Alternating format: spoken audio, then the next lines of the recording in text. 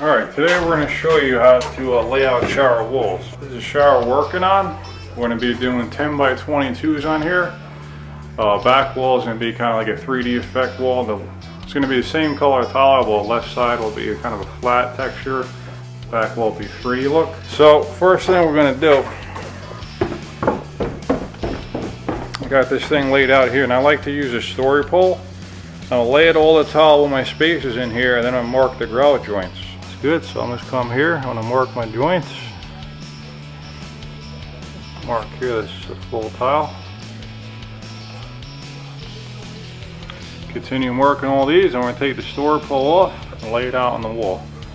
Okay, you got this thing laid out. We're going to have a full off the bottom. Bottom an inch is going to be right around here. 2 full tiles or so for that.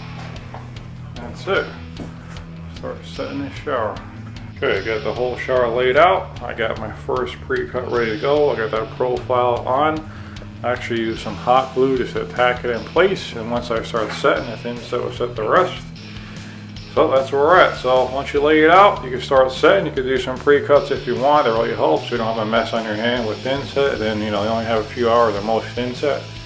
So you really don't want that thin set kind of just sitting there. You want to use it as soon as you can. So that's just some tips for you guys. I hope this helps.